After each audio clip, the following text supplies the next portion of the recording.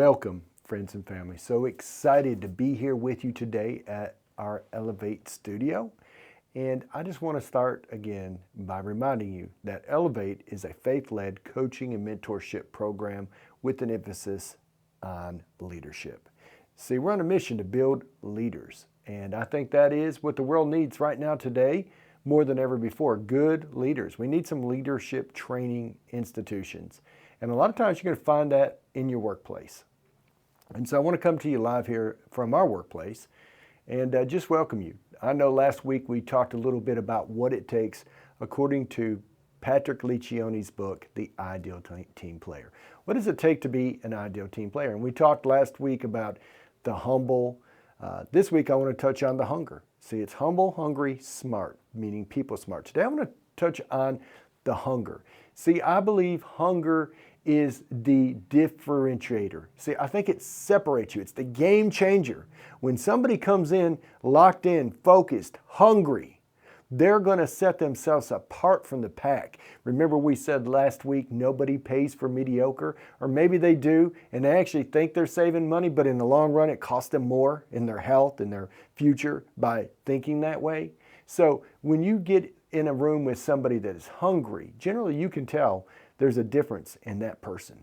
They're just firing in a different way than what everybody else is. I want to talk to you today about my good friend, Dwayne Robinson. See, when I think of somebody that's hungry, I think of Dwayne. I mean, what he's done in the last less than 90 days is nothing less than amazing. We have our commitment cards that we'll go over on Tuesdays. And this Tuesday, we were going over those, and he reviewed that he had set a goal to list a property. He's already got 9 properties pending. He's going to talk to 80 people on the phone. He's just doing lead follow-up or dialing out. But also, on top of all that, he didn't list 1 but 2. So this gentleman comes to work every day hungry. And I want to just explain, when I think of the word hunger, I think it's somebody that's eager. Like they're eager, they're cutting, they want to get the job done for you. That's a hungry person.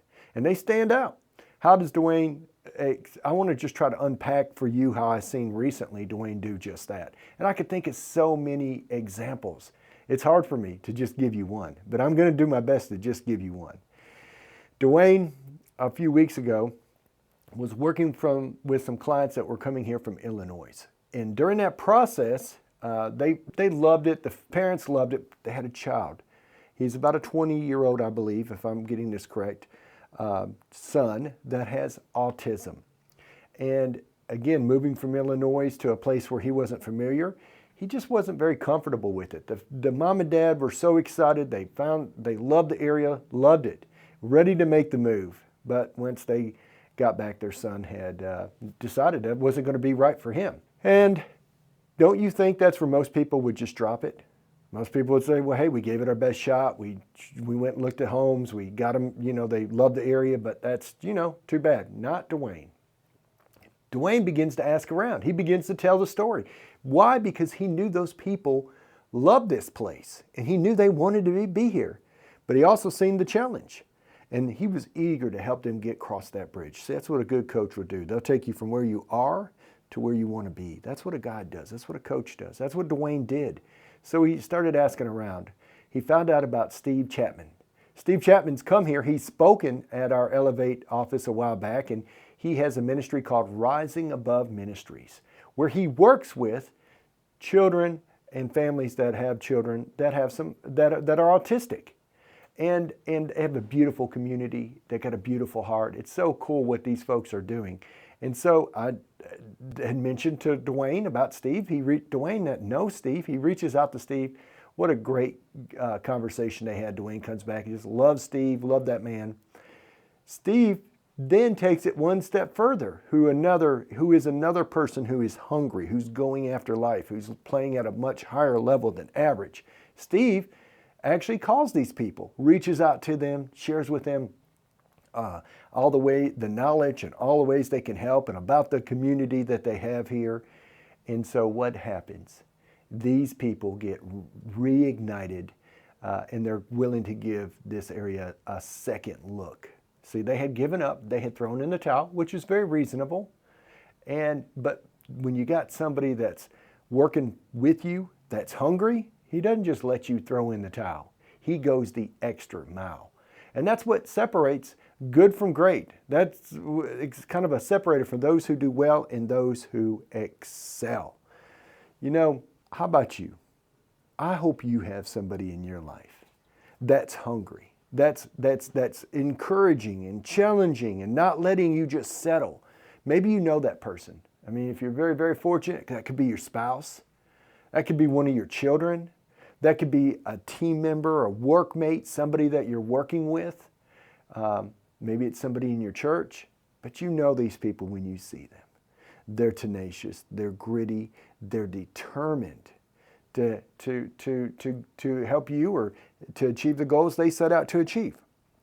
These people are resilient, and we're looking for those people. Like, we all need those types of people. Ideally, if the whole world was like that, we'd all probably be a little better off.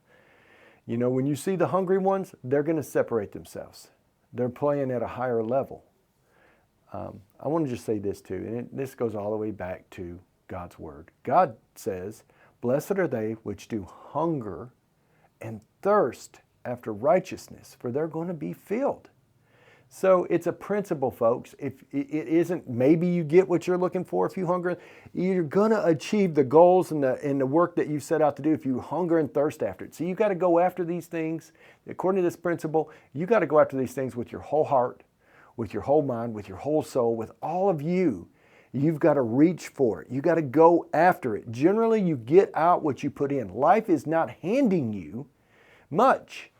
If anything, it's probably obstacle course and challenge. So you've got to learn how to pass those challenges and get through those obstacles. That's the differentiator. See, you're going to give up pretty easy if you're not very hungry. But if you're hungry, you're going to press in and keep going. Dwayne was hungry to help those people get what they wanted. He knew what they wanted. He's seen it so clearly, but he's seen the obstacle. And instead of just fading back, he's like, we'll figure this out. And so he worked through that process. And that's the differentiator. That's the game changer. Now, guys, I do think that there's a few ways that we can up-level our hunger, right? Like, you've all probably heard this. You can't coach hustle. Have you ever heard that? You can't coach hustle, right? It's like either you got it or you don't. Now, I will give you this. There are some people that are just more naturally driven. They have a higher level of tenacity. Those are probably extra doses, extra blessings for those people that have that. And that is a blessing. But you can, I believe, you can coach up hustle. See, I wasn't a very driven person, so that's why I got to believe it. I think if I lacked in the humble, hungry, people smart, mine was hunger. I wasn't extremely ambitious. I wasn't extremely hungry if I didn't enjoy it. So that's the first thing. I'm going to say that I really do believe that you can coach up hunger when you find, when you're doing work that you love. John Maxwell says there's the two best days in your life are the day you were born and the day you found out why you were born, what you were called to on planet Earth. Two best days of your life. See, when you're working and doing something you love, you're going to be much more passionate about it. Example, let's say you're a truck driver. You're driving a truck, but you love being with your family. You love having dinners and breakfast with your family. You love being able to hang out with your family. And you're a people person. Now, are you going to look forward to getting up Sunday morning or Monday and getting in that truck, driving 10-hour days cross country? Of course not. You don't love it. So your hunger's not going to be there for something you don't love. You need to be try to find out what your calling is. Working your calling, working things that you're passionate about. We're in America. It is the greatest country on planet Earth, in my opinion, and we have that option. We don't have to get stuck. If we do, that's just because we weren't willing, we didn't have the hunger to get past that obstacle. We chose that, and that has to be something that generally we take some ownership with. You know, even 𝐡𝐮𝐧𝐠𝐞𝐫 Johnson, who wanted to go pro, was already signed up pro, played for the Tennessee, played in Knoxville at UT, got hit, took out his shoulder, and ripped his arm out. Now he's paralyzed. But he still woke up every day with a commitment to be his very best. And so even if it wasn't in football, he just changed that and still had that high drive and that same commitment towards being a blessing and helping others. So you need to find out what you love, your purpose in life. Secondly, I'm going to say this, culture matters. Being in the right environment matters. See, if you're in an environment of people that are low achievers and always make excuses when for you or for things when they don't go right, then generally you're not going to be in environment matters. You know, if you grew up and you had parents that they used drugs often, and whenever they had a problem they just went to the drugs or went to the bottle, then you've learned those behaviors, and it's real easy to practice those same patterns. That's not the best environment, right? So you've got to purposefully put yourself in a culture and in an environment where people encourage you, wake up every day and challenge you to be your best, to help you to grow in your significant ways. I'm going to say that environment and culture matter so much. If you're not intentional with the people you put yourself around, if you just allow anything to be attracted to you, that's going to end up pulling you down unless you're intentional. Number 3, I would say something that is of the utmost importance is, man, dream big. Like set big, go after, set a big dreams, go after dreams. See, when you know why you're waking up every day, because you want to accomplish something, right? You have a goal to accomplish. That dream may be to give your family a better life than you had. That goal might be to pay down debt. That goal might be to get physically in shape. That goal might be to buy a dream house. Go on an amazing vacation with your whole family. Whatever that dream is, and I dare you, dream big. Set big goals. See, little dreams, little effort. Big dreams, big effort. And usually with the bigger dreams becomes more fulfillment. I was watching something the other day, interview with Elon Musk when he was much younger, and he had a dream to go to the moon. Actually, not the moon. He said the moon wasn't very viable. It was Mars. He wanted to go to Mars. And then it talked a little bit about him wanting to do electric vehicles. When you have a big dream, it pulls out of you. It unleashes the talent within you. And see, a lot of people, we quit dreaming. We lower our standards and lower our dreams because life has handed us some hardships. And so maybe it's safer and more comfortable not to dream big. But I'm going to tell you, if you're willing to dream big, you're gonna get through a lot of hard days. You're going to get past. Jesus said he endured the cross that was set before him. He endured the cross for the joy that was set before him. He knew the other side was so much better. And so, guys, that's my encouragement to you today. Review this, look over these principles, and if you have lost your hunger, if maybe you wake up every day and you're a little deflated and you just kind of feel like you're dragging yourself through life and, oh no, I just got to check in and check out. If that's you, then look over these principles. See where you can get this at. You know, my wife, Lindsay, she loved helping people. That's why she loved massage therapy. That's why she wanted to become a chiropractor.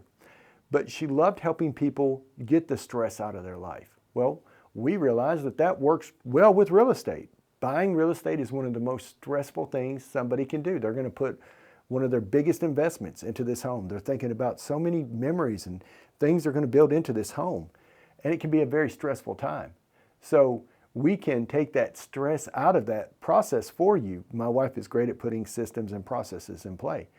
And we have great team members that help in that process. So we can take that goal of helping get the stress out of your life and apply that to real estate versus chiropractor. So guys, look over those. See how you can apply them. And if you've not gotten that fire, then maybe it's one of those 3 things. Maybe you're not in the right environment. Maybe you've not recognized your calling and your purpose. Or maybe you just don't have big enough dreams. Dare to dream, okay? I hope this adds some value to you. If it does, please like and share. Thank you.